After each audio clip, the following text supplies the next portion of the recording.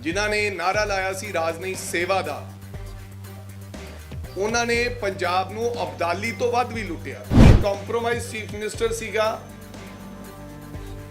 वो भी चाचा भतीजे नाल मिलिया हुआ सीगा। 6600 करोड़ रुपए दा हुण तक चूना राजनीति सेवा करने वाले ने पंजाब नूं ला दिता है। ठीक है, अज कह देंगे, कई कह देंगे खजाना खाली है, खजाना खाली है। आप तो देख लो जी, मैनू लगता खजाना खाली किया जाता, खजाना खाली नहीं है। जी गल वो दिल्लीओं कह के करते हैं, फिर पंजाब आके माफिया की गल कर रहे हैं। उल्टा वो लोग माफिया नाल मिले हुए हैं। 31 करोड़ रुपया एक महीने की साडी रेवन्यू कलैक्शन च वाधा हो चुका है। वो ये है कि जो पिछले समय दौरान ट्रांसपोर्ट माफिया जिन्हों कहा जाता सी, पूरे करके जिहड़ा ट्रांसपोर्ट का साडे महकमे का नुकसान होया है, ਉਹਦੇ ਕੀ ਕਾਰਨ ਸਨ, ਉਹ ਕਿਉਂ ਹੋਇਆ, ਤੇ ਅੱਜ ਦੀ ਜਿਹੜੀ ਸਾਡੀ ਅੱਜ ਸਾਡਾ ਜਿਹੜਾ ਰੈਵਨਿਊ ਚ ਜਿਹੜਾ ਵਾਧਾ ਹੋਇਆ ਹੁਣ ਤੱਕ ਇਹ ਮਹੀਨੇ ਦੇ ਅੰਦਰ ਅੰਦਰ, ਉਹਦੇ ਬਾਰੇ ਤੁਹਾਨੂੰ ਅੱਜ ਜਾਣਕਾਰੀ ਦੇਣ ਵਾਸਤੇ ਇੱਥੇ ਸੱਦਿਆ ਹੈ। ਤੁਹਾਨੂੰ ਪਤਾ ਹੀ ਹੈ ਕਿ सारे ने अहमद शाह अब्दाली का नाम ठीक सुनिया होना है। अहमद शाह अब्दाली का नाम सुनिया होना है सारे ने, जिन्हां ने पंजाब नूं 7 बार लुटिया। लेकिन मैनू लगता है कि अज जे अहमद शाह अब्दाली जिंदा होंदे तां उहनूं भी जिहड़ी आ लुट है माफिया दे विच होई, ट्रांसपोर्ट माफिया, किते ना किते उन्हां ने भी शर्म महसूस करनी सी कि ये तो मेरी तो कोई लुट ही नहीं है, जो मेरे तो भी वड्डे इन्हां एहलकारां ने। और खास करके अहमद शाह अब्दाली नूं तां लुट दे नाम नाल जाणिया जांदा सी कि वो कदे सोमनाथ मंदिर लुटदा सी, कदे पंजाब लुटदा सी, कदे कुछ लुटदा सी। लेकिन जिन्हां लोगां नूं पंजाब दा रखवाला बना के भेजिया गया, पंजाब दे राखे बना के भेजिया गया, जिन्हां ने नारा लाया सी राजनीति सेवा दा, उन्होंने पंजाब नूं अबदाली तो वध भी लुटिया। इहदे मैं तुहानूं अज आंकड़े तुहानूं पेश करना चाहना है। तो हो सकता है अहमद शाह अब्दाली ये महसूस करता होवे, जे किते कोई उन्हां दी रूह भटकदी होवे कि मैनूं तां पंजाब आउणा ही नहीं चाहिदा सी, उत्थे तां मेरे तो वड्डे अब्दाली बैठे है जी। सो अज तक मैं तुहानूं दसना चाहना जी, अक्तूबर महीने दे विच असीं 304 बसां इलीगल इंपाउंड कीतियां, जिहड़ियां some of the buses without taxes, without permits, ते अदर जिहड़ियां होर उन्हां च त्रुटियां सन। 68 बसां दे चलान कीते गए ते इहदा असर की होया कि 7 करोड़ रुपया सानू रेवन्यू टैक्स कलैक्शन दे वल्लों आया। लेकिन हजे काफ़ी बकाया बाकी है। लेकिन 7 करोड़ रुपया हुण तक एक महीने दे विच जिहड़ा टैक्स कलैक्शन हुई है, जिहड़ियां टैक्स डिफॉल्टर बसां सीगियां, उन्हां तो सानू 7 करोड़ रुपया आ चुके जी। लेकिन होर भी काफ़ी ऐसे डिफॉल्टर्स हैगे ने जिन्हां तो पैसा आना बाकी है, लेकिन 7 करोड़ रुपया हुण तक आया है। इस दे नाल नाल अगर असीं गल करिए पनबस ते PRTC दी, तां जिहड़ा सितंबर महीना सीगा ਉਹਦੇ ਵਿੱਚ PRTC ਦੀ कमाई साडी 39 करोड़ रुपया महीने दी सी। कलैक्शन, नॉट कमाई, कलैक्शन 39 CR। ते पंजाब रोडवेज दी सी 34.15, यानी कि दोनों नूं अगर मिला लीए तो 73 करोड़ पॉइंट 16, 73 करोड़ 16 लाख सानू एक महीने दा कलैक्शन हुई। 73 PRTC 39, पंजाब रोडवेज 34.15, टोटल 73.16, यानी कि 73 करोड़ 16 ਲੱਖ एक महीने का साड़ी कलैक्शन हुई, रेवन्यू आया सैप्टेंबर। तो जे मैं अक्टूबर की गल कर ला, हुण नवंबर चल रहा है, लास्ट मंथ की, तो PRTC 54.74, 54 करोड़ 74, ਜਿਹੜੇ ਕਿ 39 ਹੁੰਦਾ ਸੀ ਉਹ 54.74 ਆ ਗਿਆ ਜੀ। ਤੇ ਜਿਹੜਾ ਪੰਜਾਬ ਰੋਡਵੇਜ਼ ਹੁੰਦਾ ਸੀ 34.15, ਉਹ 49.57 ਹੋ ਗਿਆ ਜੀ। 49 ਕਰੋੜ 57 ਲੱਖ ਐਂਡ PRTC 54 ਕਰੋੜ 74 ਲੱਖ, ਜਾਣੀ कि 104 करोड़ रुपया महीने का सानू पिछले महीने नालों रेवन्यू कलैक्शन वध हुई है, जानी कि ये तकरीबन तुसी ला लो 30 करोड़ रुपया, 31 करोड़ रुपया एक महीने की साड़ी रेवन्यू कलैक्शन च वाधा हो चुका है अक्टूबर, जानी कि करोड़ रुपया on an average every day. ਜਿਹੜਾ ਅੱਜ ਤੋਂ 20-21 दिन पहला ਆਪਾਂ 53 ਲੱਖ ਦੀ ਫਿਗਰ ਦਿੱਤੀ ਸੀ ਤੁਹਾਨੂੰ ਕਿ ਸਾਨੂੰ 53 ਲੱਖ ਰੁਪਇਆ ਮੁਨਾਫਾ ਹੋਇਆ ਪਰ ਡੇ ਦਾ, ਉਹ ਹੁਣ ਵੱਧ ਕੇ 1 ਕਰੋੜ 1 ਲੱਖ ਦੇ ਕਰੀਬ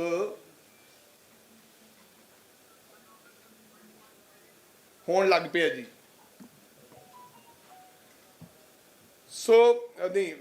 सो टोटल जे महीने का लाइए तो 31 करोड़ 15 लाख, अगर फिगर्स तुहानू दसा तो increase in one day 1 crore, increase in months अगर जे नू एवरेज कढ लईए आपां कि किन्नी ये ऑन एन एवरेज किन्ना साडा वाधा होया कमाई च जां रेवन्यू च, ये 42.57% इनक्रीज होया जी। कोई ग्रोथ नहीं ऐसा होनी किते भी, थोड़े कोले ऐसे आंकड़े नहीं होने कि एक महीने दे विच 42.57 दी ग्रोथ आई होवे पुराने रेवन्यू तो। सो हुण डेली जे 1 करोड़ इनक्रीज होया तो असी गल कर लीए कि 14.5 साल पुराने 10 साल अहमद शाह अब्दाली जी की सरकार दे, यानी कि राज नहीं सेवा करने वाले उन्होंने माफिए दे ਜਿਹੜੇ ਅੱਜ ਕੱਲ੍ਹ ਲੋਕਾਂ ਨੂੰ ਫੁੱਟਬਾਲ ਖੇਡ ਕੇ ਭਰਮਾ ਰਹੇ ਨੇ, ਆਦਰਨੀय ਸੁਖਬੀਰ ਸਿੰਘ ਬਾਦਲ ਸਾਹਿਬ, ਕੇਵਲ ਤੇ ਕੇਵਲ ਸੁਖਬੀਰ ਸਿੰਘ ਬਾਦਲ ਕਰਕੇ 14.5 ਸਾਲ ਸਾਡਾ ਇਹ ਰੈਵਨਿਊ ਲਾਸਿਸ ਹੋਇਆ। ਕਿਉਂ? ਤੁਸੀਂ ਹੁਣ ਕਹੋਗੇ ਕਿ 10 ਸਾਲ ਤਾਂ ਉਹਨਾਂ ਦੀ ਸਰਕਾਰ ਸੀ, 4.5 ਸਾਲ ਥੋੜੀ ਸੀ, पर मैं ऑलरेडी कह चुकिया कि कंप्रोमाइज चीफ मिनिस्टर सीगा, वो भी चाचा भतीजे नाल मिलिया हुआ सीगा, इसे करके उन्होंने 14.5 साल ही मैं कह रहा, नहीं तो 4.5 साल साड़ी कांग्रेस के जिहड़े मैं ना गिनाउंदा। ते 14.5 सालां च जे दिन गिन लीए जनाब तो 5220 दिन बनते हैं जी। 5220 14.5 साल च 5220 दिन हो गए। तो जे 5220 दिनों 1-1 करोड़ रुपया रोजाना आउंदा, जिहड़ा कि तुहानू करके दिखाया है, ऑन प्रैक्टिकल ऑन ग्राउंड करके दिखाया है, ये 5200 करोड़ रुपए का रेवन्यू लॉस PRTC ते पनबस नू होया है। नहीं समझे?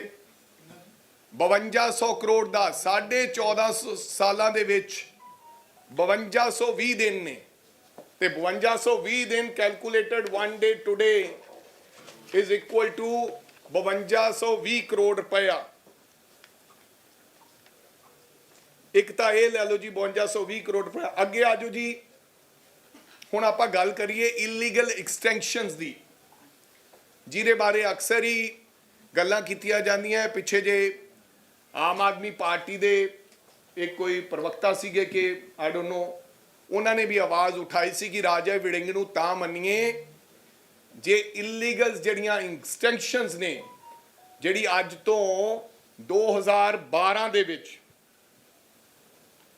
2012 ਦੇ ਵਿੱਚ ਜਸਟਿਸ ਸੂਰਿਆਕਾਂਤ ਨੇ ਮਲਟੀਪਲ ਐਕਸਟੈਂਸ਼ਨ, ਇਹ ਜੇ ਕਈਆਂ ਨੂੰ ਨਹੀਂ ਸਮਝ ਆਈ ਤਾਂ ਮੈਂ ਉਹਨਾਂ ਨੂੰ ਸਮਝਾਉਣਾ ਚਾਹਣਾ, ਲੀਗਲ ਰੂਟ ਮੰਨ ਲਓ ਕਿ ਕੋਟਪੂਰਾ ਤੋਂ ਬਾਗਾ ਪੁਰਾਣਾ ਤੱਕ ਸੀਗਾ, ਫਿਰ ਬਾਗਾ ਪੁਰਾਣਾ ਤੋਂ 24 ਕਿਲੋਮੀਟਰ ਦੀ ਐਕਸਟੈਂਸ਼ਨ ਲੈ ਕੇ ਤੁਸੀਂ ਮੋਗੇ ਜਾ ਸਕਦੇ ਸੀ। One extension is legal. ਇਹਨਾਂ ਨੇ ਇੱਕ ਐਕਸਟੈਂਸ਼ਨ ਤੋਂ ਬਾਅਦ ਮੋਗੇ ਤੋਂ ਬਾਅਦ ਇਹ ਜਗਰਾਉਂ ਲੈ ਗਏ, ਜਗਰਾਉਂ ਤੋਂ ਬਾਅਦ ਫਿਰ ਇਹ ਅੱਗੇ ਸਮਰਾਲੇ ਉੱਥੇ ਲੁਧਿਆਣੇ ਲੈ ਗਏ, ਲੁਧਿਆਣੇ ਤੋਂ ਬਾਅਦ ਸਮਰਾਲੇ ਲੈ ਗਏ, ਸਮਰਾਲੇ ਤੋਂ ਬਾਅਦ ਮੋਰਿੰਡੇ ਲੈ ਗਏ, ਮੋਰਿੰਡੇ ਤੋਂ ਬਾਅਦ ਚੰਡੀਗੜ੍ਹ ਲੈ ਗਏ, ਇੱਦਾਂ ਹੀ ਅੰਮ੍ਰਿਤਸਰ ਲੈ ਗਏ, ਇੱਦਾਂ ਹੀ ਪਟਿਆਲੇ ਲੈ ਗਏ, ਇੱਦਾਂ ਹੀ ਮੁਕਤਸਰ ਚੱਲ ਕੇ ਲੁਧਿਆਣੇ ਲੈ ਗਏ, ਇੱਦਾਂ ਹੀ ਹਬੋਰੋਂ ਚੱਲ ਕੇ ਅੰਮ੍ਰਿਤਸਰ ਚਲੇ ਗਏ। ਸੋ ਜਸਟਿਸ ਸੂਰਿਆਕਾਂਤ ਨੇ ਆਪਦੀ ਜੱਜਮੈਂਟ 'ਚ ਕਿਹਾ ਕਿ ਮਲਟੀਪਲ ਇਲੀਗਲ ਐਕਸਟੈਂਸ਼ਨ ਜਿਹੜੀਆਂ ਹੈਗੀਆਂ ਇਹ ਇਮੀਡੀਏਟਲੀ ਰੱਦ ਹੋਣੀਆਂ ਚਾਹੀਦੀਆਂ ਨੇ। ਜਿਹੜਾ ਵਾਰ-ਵਾਰ ਪੰਜਾਬ ਦੀ ਵਿਧਾਨ ਸਭਾ ਦੇ ਵਿੱਚ ਵੀ ਮੁੱਦਾ ਉੱਠਿਆ ਤੇ ਕਈ ਵਾਰੀ ਸਾਡੇ ਕੰਪਰੋਮਾਈਜ਼ ਚੀਫ ਮਿਨਿਸਟਰ ਨੇ ਫਲੋਰ ਆਫ ਦੀ ਹਾਊਸ ਵੀ ਕਿਹਾ ਕਿ ਇਹ 15 ਦਿਨਾਂ ਦੇ ਵਿੱਚ ਜੋ ਜਸਟਿਸ ਸੂਰਿਆਕਾਂਤ ਦਾ ਹੁਕਮ ਹੈ ਆਨਰੇਬਲ ਹਾਈ ਕੋਰਟ ਦਾ ਹੈ ਉਹਨੂੰ ਲਾਗੂ ਕਰ ਦਿੱਤਾ ਜਾਏਗਾ। ਔਰ 2012 ਚ ਜੀ 2012 ਚ ਇਹ ਰਹੀ ਤਾਂ ਮਾਫੀਏ ਦੀ ਗੱਲ ਉੱਠਦੀ ਰਹੀ ਨਾ ਜੀ। ਫਿਰ ਇਹ ਸੁਪਰੀਮ ਕੋਰਟ ਚਲੇ ਗਏ ਪਾਰਟੀਆਂ, ਫਿਰ ਸੁਪਰੀਮ ਕੋਰਟ ਨੇ ਵੀ ਹਾਈ ਕੋਰਟ ਦੇ ਫੈਸਲੇ ਤੇ ਮੋਹਰ ਲਾਤੀ ਔਰ ਇਸ ਦੇ ਬਾਵਜੂਦ ਵੀ ਕਿੰਤੂ ਪ੍ਰੰਤੂ ਕਦੇ ਨੋਟਿਸਸ ਫਲਾਂ ਇਹ ਉਹ ਪਿੱਛੇ ਜੇ ਮਾਨਯੋਗ ਹਾਈ ਕੋਰਟ 'ਚ ਇਹਨਾਂ ਨੇ ਪਟੀਸ਼ਨ ਪਾਈ ਸੀ, ਉਹਦੇ 'ਚ 38 ਪਟੀਸ਼ਨਰ ਸੀਗੇ 38। ਫਿਰ ਉਹਨਾਂ ਨੇ ਪਟੀਸ਼ਨ ਆਪਦੀ ਵਾਪਸ ਲੈ ਲਈ ਜਦੋਂ ਹਾਈ ਕੋਰਟ ਦੇ ਫੈਸਲੇ ਤੋਂ ਪਹਿਲਾਂ ਕਿ ਅਸੀਂ ਪਟੀਸ਼ਨ ਵਾਪਸ ਲੈ ਲੈਂਦੇ ਹਾਂ, ਲੇਕਿਨ ਸਾਡਾ ਪਟੀਸ਼ਨ ਉਹਨਾਂ ਨੇ ਵਾਪਸ ਲਈ ਤੇ ਹਾਈ ਕੋਰਟ ਨੇ ਐਸਟੀਸੀ ਸਾਹਿਬ ਨੂੰ ਹਦਾਇਤ ਦਿੱਤੀ ਕਿ ਤੁਸੀਂ ਇਹਦੇ ਤੇ ਆਰਡਰ ਪਾਸ ਕਰੋ, ਸਪੀਕਿੰਗ ਆਰਡਰ।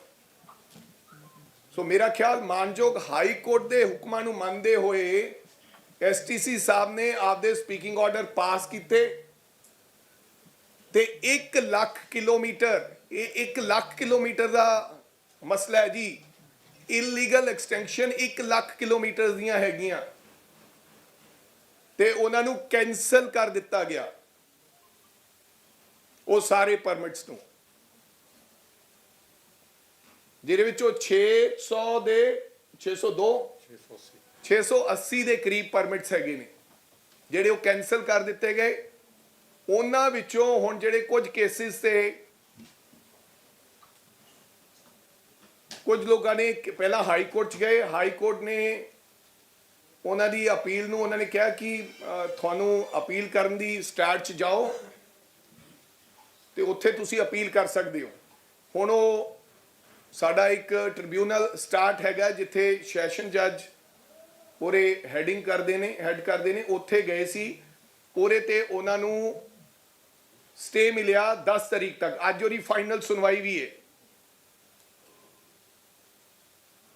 ਐਂਡ ਕੁਝ ਪਟੀਸ਼ਨਰ ਉਸ ਤੋਂ ਬਾਅਦ ਵੀ ਗਏ, ਲੇਕਿਨ ਕੁਝ ਪਟੀਸ਼ਨਰ ਜਿਨ੍ਹਾਂ ਦੇ ਅਸੀਂ ਕੈਂਸਲ ਕਰ ਦਿੱਤੇ ਗਏ ਉਹ ਸਾਡੇ ਆਰਟੀਏ ਸਾਹਿਬਾਨਾਂ ਕੋਲੇ ਚਲੇ ਗਏ ਕਿ ਸਾਡਾ ਜਿਹੜਾ ਓਰੀਜਨਲ ਰੂਟ ਹੈ ਉਹ ਸਾਡਾ ਰੱਖ ਲਿਆ ਜਾਵੇ, ਉਹ ਅਸੀਂ ਅਪਲਾਈ ਕਰ ਦਿੰਦੇ ਹਾਂ। ਜਿਹੜਾ ਪਹਿਲਾਂ ਸੀਗਾ ਜਿਹੜੀ ਮਲਟੀਪਲ ਐਕਸਟੈਂਸ਼ਨ ਉਹ ਸਾਡੀ ਕੱਟ ਦਿੱਤੀ ਜਾਵੇ।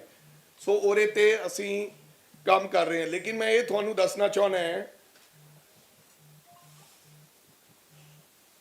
ਇਹਦੇ ਵਿੱਚ ਕੀ ਹੋਇਆ ਜੀ,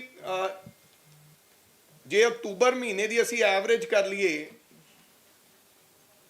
ਤਾਂ PRTC 45 ਰੁਪਏ 25 ਪੈਸੇ ਰੈਵਨਿਊ ਹੈ ਜੀ ਉਹਦਾ ਪਰ ਕਿਲੋਮੀਟਰ। 45 ਰੁਪਏ 25 ਪੈਸੇ PRTC ਦਾ ਤੇ ਪੰਜਾਬ ਰੋਡਵੇਜ਼ ਦਾ ਰੈਵਨਿਊ ਹੈ ਜੀ 38 ਰੁਪਏ 10 ਪੈਸੇ ਪਰ ਕਿਲੋਮੀਟਰ। ਇਹ ਲੱਖ ਕਿਲੋਮੀਟਰ ਦੀ ਗੱਲ ਕਰ ਰਿਹਾ ਮੈਂ, ਪਰ ਮੈਂ ਅੱਜ ਦੀ ਐਵਰੇਜ ਮੁਤਾਬਕ PRTC 45.25 ਕਮਾਈ ਰੈਵਨਿਊ ਹੋ ਰਿਹਾ ਹੈ ਤੇ ਪੰਜਾਬ ਰੋਡਵੇਜ਼ ਨੂੰ 38.10 ਹੋ ਰਿਹਾ ਹੈ। ਜਾਨੀ ਕਿ ਜੇ ਔਨ ਐਨ ਐਵਰੇਜ ਆਪਾਂ ਇਹਨਾਂ ਨੂੰ ਕੱਢ ਲਈਏ ਤਾਂ 42 ਰੁਪਏ ਸਾਨੂੰ ਪਰ ਕਿਲੋਮੀਟਰ ਲਾਸ ਅੱਜ ਅਸੀਂ ਡਿਕਲੇਅਰ ਕਰ ਸਕਦੇ ਹਾਂ ਲੱਖ ਕਿਲੋਮੀਟਰ ਨੂੰ। So lakh kilometer is equal to 42 ਰੁਪਏ, ਜਾਨੀ ਕਿ 9 ਸਾਲਾਂ ਦੇ ਵਿੱਚ 42 ਲੱਖ ਹੋ ਗਿਆ ਜੀ ਇਹ, ਜੇ ਡੇਲੀ ਦਾ 42 ਲੱਖ। ਤੇ ਅਗਰ 9 ਸਾਲ ਹੋ ਗਏ ਇਸ ਜੱਜਮੈਂਟ ਨੂੰ ਜਿਹੜੀ ਲਾਗੂ ਨਹੀਂ ਕੀਤੀ ਗਈ 2012 ਤੋਂ ਲੈ ਕੇ ਟਿਲ ਟੁਡੇ, ਇਹ 3285 ਦਿਨ ਬਣ ਗਏ ਜੀ ਜਿਹੜੀ ਜੱਜਮੈਂਟ ਜੱਜ ਸਾਹਿਬ ਦੇ ਹੁਕਮਾਂ ਤੋਂ ਬਾਅਦ ਇਹ ਲਾਗੂ ਕਰਨੀ ਸੀ, ਉਹ ਲਾਗੂ ਨਹੀਂ ਹੋਈ। ਤੇ 9 ਸਾਲਾਂ ਬਾਅਦ ਇਹ ਲਾਗੂ ਹੋਈ ਤੇ 9 ਸਾਲਾਂ ਚ 3285 ਦਿਨ ਪੈ ਗਏ। ਤੇ ਜੇ 3285 ਦਿਨਾਂ ਨੂੰ ਅਸੀਂ 9 ਸਾਲਾਂ ਨਾਲ 42 ਰੁਪਏ ਨਾਲ ਗੁਣਾ ਕਰਾਂਗੇ, ਜਿਹੜਾ ਸਾਨੂੰ ਰੈਵਨਿਊ ਲਾਸ ਹੁੰਦਾ ਰਿਹਾ ਇੱਕ ਦਿਨ ਦਾ ਪਰ ਕਿਲੋਮੀਟਰ ਦਾ, ਇਹ 1380 ਕਰੋੜ ਬਣ ਜਾਣਗੇ ਜੀ। ਸਮਝ ਆਈ ਜੀ? ਟੋਟਲ ਪਰ ਡੇ ਤਾਂ ਸਾਨੂੰ ਜੀ 42 ਲੱਖ ਕਿਲੋਮੀਟਰ ਤੇ 42 ਲੱਖ ਰੁਪਏ ਦਾ ਘਾਟਾ ਹੋ ਰਿਹਾ ਨਾ ਜੀ ਪਰ ਡੇ। ਸਾਡੀ ਕਮਾਈ ਰੈਵਨਿਊ ਜਿਹੜਾ ਹੈ ਉਹ 42 ਰੁਪਏ ਔਨ ਐਨ ਐਵਰੇਜ ਪਰ ਕਿਲੋਮੀਟਰ ਹੈ ਜੀ, 42 ਰੁਪਏ। ਤੇ ਲੱਖ ਕਿਲੋਮੀਟਰ ਇਲੀਗਲ ਗੱਡੀਆਂ ਚੱਲ ਰਹੀਆਂ, ਪਰ ਡੇ 42 ਲੱਖ ਹੋ ਗਿਆ। ਜੇ 42 ਲੱਖ, ਜੇ ਉਹ 42 ਲੱਖ ਰੁਪਏ ਨੂੰ ਸਾਡੇ 900 ਜਿਹੜੇ 3285 ਦਿਨਾਂ ਨਾਲ ਗਿਣਾਂਗੇ 9 ਸਾਲਾਂ ਨਾਲ, ਤਾਂ ਫੇਰ ਆ ਜਾਏਗਾ 1380 crore. And if you calculate ਕਿ ਉਹ ਜਿਹੜਾ 5220 ਕਰੋੜ ਰੁਪਇਆ ਸੀ ਤੇ ਉਹਨੂੰ 1380, 5220 ਪਹਿਲਾਂ ਤੁਹਾਨੂੰ ਦੱਸਿਆ ਤੇ 1380 ਇਹ ਦੱਸਿਆ, ਇਹ ਟੋਟਲ 6600 ਕਰੋੜ ਰੁਪਇਆ ਹੋ ਗਿਆ ਜੀ। ਇਹਦੇ ਚ ਮੈਂ ਹਜੇ ਅਹਿਮਦ ਸ਼ਾਹ ਅਬਦਾਲੀ ਦੀ ਕਮਾਈ ਦੀ ਗੱਲ ਨਹੀਂ ਕੀਤੀ ਕਿ ਉਹਨੇ ਹੋਰ ਕੀ ਕੀਤਾ। ਇਹ ਤਾਂ ਮੈਂ ਕਹਿ ਰਿਹਾ ਕਿ ਸਿੱਧਾ ਤੇ ਸਿੱਧਾ 6600 ਕਰੋੜ ਰੁਪਏ ਦਾ ਹੁਣ ਤੱਕ ਚੂਨਾ ਰਾਜਨੀਤੀ ਸੇਵਾ ਕਰਨ ਵਾਲਿਆਂ ਨੇ ਪੰਜਾਬ ਨੂੰ ਲਾ ਦਿੱਤਾ ਹੈ, ਜਿਹੜੇ ਦੁਬਾਰਾ ਰਾਜ ਦੀ ਕਲਪਨਾ ਕਰ ਰਹੇ ਨੇ। ਤੇ ਜੇ ਜਨਾਬ ਅਸੀਂ ਹੁਣ ਅਗਲੀ, ਕਿਉਂਕਿ ਇਹ ਕੈਲਕੂਲੇਸ਼ਨ ਦੇਣੀ ਤੁਹਾਨੂੰ ਬੜੀ ਜ਼ਰੂਰੀ ਸੀ, ਜੇ 6600 ਕਰੋੜ ਰੁਪਇਆ ਸਾਡੇ ਕੋਲੇ ਰੈਵਨਿਊ ਆ ਜਾਂਦਾ ਤਾਂ ਇਹਦੇ ਨਾਲ ਮੈਂ 27 ਲੱਖ ਰੁਪਏ ਦੀ ਅੱਜ ਇੱਕ ਬੱਸ ਦੀ ਕੀਮਤ ਹੈ ਬੋਡੀ ਲਗਾ ਕੇ, ਤੁਸੀਂ 30 ਵੀ ਲਾ ਲਓ ਹਾਇਰ ਸਾਈਡ ਦੀ ਆਰਡੀਨਰੀ ਬੱਸ ਹੈ, ਉਹਦੀ ਕੀਮਤ 27 ਲੱਖ ਰੁਪਇਆ ਚੈਸੀ ਤੋਂ ਲੈ ਕੇ ਬੋਡੀ ਕੰਪਲੀਟ ਕਰਕੇ 27 ਲੱਖ ਰੁਪਇਆ ਸਾਨੂੰ ਆ ਰਹੀ ਹੈ, ਕਿਉਂਕਿ ਅਸੀਂ 842 ਬੱਸਾਂ ਦਾ ਨਵੇਂ ਦਾ ਆਰਡਰ ਦਿੱਤਾ ਹੋਇਆ ਹੈ। ਵੱਧ ਤੋਂ ਵੱਧ ਵੀ ਲਾ ਲਓ, ਹੋਰ ਵੀ ਤੁਸੀਂ 30 ਲਾ ਲਓ, 24000 ਬੱਸ ਮੈਂ ਨਵੀਂ ਖਰੀਦ ਸਕਦਾ ਸੀ। 24000 ਬੱਸ ਇਸ 6600 ਕਰੋੜ ਰੁਪਏ ਨਾਲ ਮੈਂ ਨਵੀਂ ਖਰੀਦ ਸਕਦਾ ਸੀ। 24000 ਬੱਸ, 24000 ਤੁਸੀਂ ਕਰ ਲਓ ਨਾ ਜੀ, 6600 ਕਰੋੜ ਗੁਣਾ 30 ਤਾਂ ਇਹ ਇੱਥੇ ਬਣ ਜਾਣਾ ਜੀ ਕੰਮ। ਮੈਂ ਇਹ ਕੈਲਕੂਲੇਟ ਕਰਕੇ ਆਇਆ ਤੇ ਤਕਰੀਬਨ ਜੇ 24000 ਮੈਂ ਬੰਦਾ ਬੱਸ ਖਰੀਦਾ ਤੇ ਮੈਨੂੰ ਡਰਾਈਵਰ ਕੰਡਕਟਰ ਵੀ ਚਾਹੀਦਾ ਜੀ, ਤੇ 50000 ਬੰਦੇ ਨੂੰ ਮੈਂ ਰੋਜ਼ਗਾਰ ਦੇ ਸਕਦਾ ਸੀ ਸਿੱਧਾ 50,000। ਠੀਕ ਆ, ਅੱਜ ਕਹਿ ਦਿੰਦੇ ਆ, ਕਈ ਕਹਿ ਦਿੰਦੇ ਆ ਖਜ਼ਾਨਾ ਖਾਲੀ ਹੈ, ਖਜ਼ਾਨਾ ਖਾਲੀ ਹੈ। ਆਪਾਂ ਤਾਂ ਦੇਖ ਲਓ ਜੀ, ਮੈਨੂੰ ਲੱਗਦਾ ਖਜ਼ਾਨਾ ਖਾਲੀ ਕੀਤਾ ਜਾਂਦਾ, ਖਜ਼ਾਨਾ ਖਾਲੀ ਨਹੀਂ ਹੈ। ਖਜ਼ਾਨੇ ਨੂੰ ਭਰਨ ਵਾਲਾ ਸਿਸਟਮ ਤੇ ਥੋੜਾ ਦਿਮਾਗ ਚਾਹੀਦਾ ਹੈ, ਖਜ਼ਾਨਾ ਭਰਿਆ ਜਾ ਸਕਦਾ ਹੈ। ਸੋ ਤਕਰੀਬਨ 50000 ਲੋਕਾਂ ਨੂੰ ਨੌਕਰੀਆਂ ਦਿੱਤੀਆਂ ਜਾ ਸਕਦੀਆਂ ਸਨ। ਨਵੇਂ ਬੱਸ ਸਟੈਂਡ, ਵਰਕਸ਼ਾਪ ਬਣਾ ਸਕਦੇ ਸੀ, ਇਨਫਰਾ 'ਚ ਨਵਾਂ ਸੁਧਾਰ ਲਿਆ ਸਕਦੇ ਸੀ। ਜੇ ਅੱਜ ਅਸੀਂ, ਸਾਡੇ ਕੋਲੇ ਟੋਟਲ ਫਲੀਟ ਹੈ ਜੀ ਪੀਆਰਟੀਸੀ ਤੋਂ 1100 ਬੱਸਾਂ ਸਾਡੇ ਕੋਲੇ ਤੇ 1550 ਪੰਜ ਬੱਸ ਦੀਆਂ ਸਾਡੇ ਕੋਲੇ ਬੱਸਾਂ, 2650 ਨਾਲ ਅਸੀਂ ਆਹ ਕੁਝ ਕਰ ਸਕਦੇ ਹਾਂ। ਤੇ ਜੇ 24000 ਬੱਸਾਂ ਦਾ ਫਲੀਟ ਹੁੰਦਾ, ਅਸੀਂ ਕਰਦੇ ਕੀ, ਹਰ ਪਿੰਡ ਦੇ ਕਸਬੇ ਤੋਂ ਬੱਸ ਚੱਲਦੀ, ਹਰ ਪਿੰਡ ਤੋਂ ਪੀਆਰਟੀਸੀ ਤੇ ਪੰਜ ਬੱਸ ਚੱਲਦੀ। ਅੱਜ ਸਾਡੀਆਂ ਬੱਸਾਂ ਨਹੀਂ ਹੈ, ਬੱਸਾਂ ਕਰਕੇ ਸਾਨੂੰ ਜਿਹੜੇ ਪਰਮਿਟ ਸਰੈਂਡਰ ਕਰਨੇ ਪਏ। ਸਾਡੀਆਂ ਬੱਸਿਸ ਮੇਨ ਜਗ੍ਹਾ ਤੇ ਚੱਲਦੀਆਂ, ਹਾਈਵੇਜ਼ ਤੇ ਚੱਲਦੀਆਂ। ਸਾਡੇ ਕੋਲ ਜਿਹੜੇ ਛੋਟੇ ਪਿੰਡਾਂ ਦੇ ਜਾਂ ਲੋਕਲ ਰੂਟਸ ਨੇ ਉਹ ਬਹੁਤ ਘੱਟ ਨੇ। ਤੇ ਅੱਜ ਪੰਜਾਬ ਦੇ ਹਰ ਪਿੰਡ ਚੋਂ 12000 12500 ਦੇ ਕਰੀਬ ਪਿੰਡ ਹੈ, ਹਰ ਬੱਸ ਚੋਂ 2-2 ਬੱਸਾਂ ਅਸੀਂ ਨਵੀਆਂ ਚਲਾ ਸਕਦੇ ਸਾਂ। ਇਹਦਾ ਇਹ ਨੁਕਸਾਨ ਹੋਇਆ ਜੀ, ਜੋ ਸਾਰੇ ਦਾ ਸਾਰਾ। ਔਰ ਮੈਂ ਤਾਂ, ਉਹ ਵੱਡੇ ਲੋਕ ਨੇ, ਉਹਨਾਂ ਦੇ ਬਹੁਤ ਵੱਡੇ ਵੱਡੇ ਹੱਥ ਨੇ, ਉਹ ਕਿੱਥੇ ਕਿੱਥੇ ਮੈਨੇਜ ਕਰਦੇ ਨੇ, ਇਹ ਤੁਹਾਨੂੰ ਪਤਾ ਹੈ ਸਾਰੀ ਗੱਲ ਦਾ। ਸੋ ਮੈਂ ਤੁਹਾਨੂੰ ਇਹ ਬੇਨਤੀ ਕਰਾਂਗਾ ਕਿ ਇਹਨਾਂ ਲੋਕਾਂ ਨੇ ਜਿਹੜਾ ਪੰਜਾਬ ਸਰਕਾਰ ਨੂੰ ਇੰਨਾ ਵੱਡਾ ਘਾਟਾ ਤੇ ਨੁਕਸਾਨ ਕੀਤਾ ਹੈ, ਮੈਂ ਇਹਦੇ ਬਾਰੇ ਵੀ ਇੱਕ ਰਿਪੋਰਟ ਤਿਆਰ ਕਰ ਰਿਹਾ ਹਾਂ ਔਰ ਰਿਪੋਰਟ ਤਿਆਰ ਕਰਕੇ ਜਿਹੜੇ ਆਫੀਸਰ ਸਾਹਿਬਾਨ ਜਾਂ ਉਸ ਡਿਪਾਰਟਮੈਂਟ ਦੇ ਲੋਕ ਇਹਦੇ 'ਚ ਇਨਵੋਲਵ ਸਨ ਜਾਂ ਉਹ ਲੋਕ ਜਿਨ੍ਹਾਂ ਨੇ ਇਹ ਕੀਤਾ ਜਾਂ ਉਹਨਾਂ ਤੋਂ ਕਰਾਇਆ, ਉਹ ਅਸੀਂ ਜਲਦੀ ਹੀ, ਮੇਰੀ ਕੱਲ ਹੋਮ ਮਿਨਿਸਟਰ ਸਾਹਿਬ ਨਾਲ ਗੱਲ ਹੋਈ ਹੈ, ਮੁੱਖ ਮੰਤਰੀ ਸਾਹਿਬ ਨਾਲ ਗੱਲ ਹੋਈ ਹੈ, ਉਹ ਅਸੀਂ ਇਨਕੁਆਰੀ ਅਸੀਂ ਵਿਜੀਲੈਂਸ ਨੂੰ ਜਾਂ ਸਿਟ ਬਣਾ ਕੇ ਹਾਇਰ ਅਥਾਰਟੀ ਨੂੰ ਦੇਣ ਵਾਲੇ ਹਾਂ ਤਾਂ ਜੋ ਟਾਈਮ ਬਾਉਂਡ ਇਨਕੁਆਰੀ ਹੋ ਕੇ ਜਿਨ੍ਹਾਂ ਲੋਕਾਂ ਨੇ ਇਹ ਇਲਜ਼ਾਮ ਇੱਥੇ ਤੱਕ ਪਹੁੰਚਾਇਆ ਉਹਨਾਂ ਤੇ ਬਣਦੀ ਕਾਰਵਾਈ ਹੋਣੀ ਚਾਹੀਦੀ ਹੈ। ਸੋ ਅੱਜ ਦਾ ਇਹੀ ਸੀਗਾ ਕਿ ਤੁਹਾਨੂੰ ਮੈਂ ਸਾਰੇ ਇਸ ਬਾਰੇ ਚਾਨਣ ਪਾਵਾਂ। ਕਿਸੇ ਦੇ ਕੋਈ ਕੁਐਸਚਨਸ ਹੈਗੇ ਆ ਤਾਂ ਵੜਿੰਗ ਸਾਹਿਬ ਜਿਹਨਾਂ ਨੇ ਨਸੀਹਤ ਦੇ ਰਹੇ ਸੀ ਕਿ ਖਜ਼ਾਨਾ ਖਾਲੀ ਹੈ, ਭਰਿਆ ਇਸ ਤਰੀਕੇ ਨਾਲ ਜਾ ਸਕਦਾ ਹੈ, ਉਹਨਾਂ ਦੀਆਂ ਬੱਸਾਂ ਦਾ ਟੈਕਸ ਆਇਆ ਹੋਇਆ ਸਰ? ਕਿਹਨਾਂ ਦੀ ਗੱਲ ਕਰ ਰਹੇ ਹੋ ਜਨਾਬ? ਮੈਂ ਉਹਨਾਂ ਨੂੰ ਗੱਲ ਕਰ ਰਿਹਾ ਜਿਹੜੇ ਲੋਕ ਕਹਿੰਦੇ ਕਿ ਕਈ ਵਾਰੀ ਅਸੀਂ ਸਕੀਮਸ ਲਾਗੂ ਕਰ ਰਹੇ ਹਾਂ, ਜਿਹੜਾ ਰੋਜ਼ ਜਿਹੜਾ ਸੁਖਬੀਰ ਬਾਦਲ ਕਹਿ ਰਿਹਾ ਕਿ ਇਹਨਾਂ ਦੇ ਤਾਂ ਖਜ਼ਾਨੇ 'ਚ ਪੈਸੇ ਹੈ ਨਹੀਂ, ਇਹ ਕਿੱਦਾਂ ਕਰਨਗੇ? ਅੱਛਾ, ਮਨਪ੍ਰੀਤ ਬਾਦਲ ਦੀ ਨਹੀਂ ਮੈਂ ਗੱਲ ਕਰ ਰਿਹਾ, ਪਰ ਮਨਪ੍ਰੀਤ ਸਿੰਘ ਬਾਦਲ ਦਾ ਜਿਹੜਾ ਟੈਕਸ ਹੈ ਆਈ ਥਿੰਕ ਸੋ ਹਜੇ ਤੱਕ ਨਹੀਂ ਆਇਆ। ਉਹਨਾਂ ਨੇ ਟ੍ਰਿਬਿਊਨ 'ਚ ਖਬਰ ਵੀ ਲੱਗੀ ਸੀ, ਉਹਨਾਂ ਨੇ ਕਿਹਾ ਕਿ ਮੈਂ ਜਲਦੀ ਟੈਕਸ ਆਪਦਾ ਜਿਹੜਾ ਹੈਗਾ ਉਹ ਭਰ ਦਿਆਂਗਾ। ਮੇਰਾ ਖਿਆਲ 13 ਲੱਖ ਦੇ ਕਰੀਬ ਹੈ ਜੀ ਰਘੂ ਰਾਜ ਟਰਾਂਸਪੋਰਟ ਦਾ ਬਕਾਇਆ। ਇਹ ਕਹਿ ਰਹੇ ਨੇ ਤੁਹਾਡੇ ਤੇ ਦੋਸ਼ ਲਾ ਰਹੇ ਨੇ ਤੁਹਾਡੇ ਵਿਰੋਧੀ ਅਕਾਲੀ ਵੀ ਕਿ ਕਾਂਗਰਸੀਆਂ ਦੀਆਂ ਬੱਸਾਂ ਕਿਉਂ ਕੱਢੀਆਂ ਜਾ ਰਹੀਆਂ, ਉਹਦੇ ਬਾਰੇ ਵੀ ਸਰ ਇਹ ਜ਼ਿੰਦਾ ਜਾਗਦਾ ਪ੍ਰੂਫ ਜਿਹੜਾ ਤੁਹਾਡੇ ਮੀਡੀਆ ਵਾਲੇ ਲੋਕ ਰਾਤ 1 ਵਜੇ 12-1 ਵਜੇ ਮੇਰੇ ਨਾਲ ਸੀ। ਮੈਂ ਕਿਸੇ ਨਾਲ ਕੋਈ ਐਸਾ ਵਿਤਕਰਾ ਨਹੀਂ, ਜਿਹੜੀ ਬੱਸ ਆਏਗੀ ਅਸੀਂ ਉਹਨੂੰ ਚੈੱਕ ਕਰੀਏ, ਜਿਹੜੀ ਨੋਰਮਸ ਦੀ ਉਲੰਘਣਾ ਕਰ ਰਹੀ ਸੀ ਉਹ ਫੜ ਕੇ ਇੰਪਾਊਂਡ। ਰਾਤ 9 ਬੱਸੇਸ ਤੁਹਾਡੇ 2 ਪੱਤਰਕਾਰ ਸਾਥੀ ਸਾਡੇ ਨਾਲ ਉੱਥੇ ਮੌਜੂਦ ਸਨ। ਸੋ ਕਿਸੇ ਨਾਲ ਕੋਈ ਵਿਤਕਰਾ ਨਹੀਂ ਔਰ ਇਹ ਨਹੀਂ ਹੈ ਕਿ ਫਲਾਣੇ ਦੀ ਬੱਸ ਫੜਨੀ ਹੈ ਫਲਾਣੇ ਦੀ ਨਹੀਂ। ਅੱਜ ਵੀ ਕੁਝ ਪੱਤਰਕਾਰ ਸਾਥੀ ਮੇਰੇ ਨਾਲ ਸਵੇਰ 8 ਵਜੇ ਤੋਂ ਲੈ ਕੇ ਰਾਜਪੁਰਾ ਤੱਕ ਸਨ। ਅਸੀਂ ਜਿਹੜੀਆਂ ਨੋਰਮਸ ਦੇ ਉਲੰਘਣਾ ਕਰ ਰਹੀ ਸੀ ਬੱਸਾਂ ਉਹਨਾਂ ਨੂੰ ਫੜ ਲਿਆ ਗਿਆ। ਇਹ ਨਹੀਂ ਕਿ ਕੋਈ ਫਲਾਣੇ ਦੀ ਆ ਗਈ ਤਾਂ ਛੱਡ ਦਿੱਤਾ ਗਿਆ। ਉਹ ਬੇਫਜ਼ੂਲ ਬੇਵਜ੍ਹਾ ਜਿਹੜਾ ਇਲਜ਼ਾਮ ਲਾਇਆ ਜਾ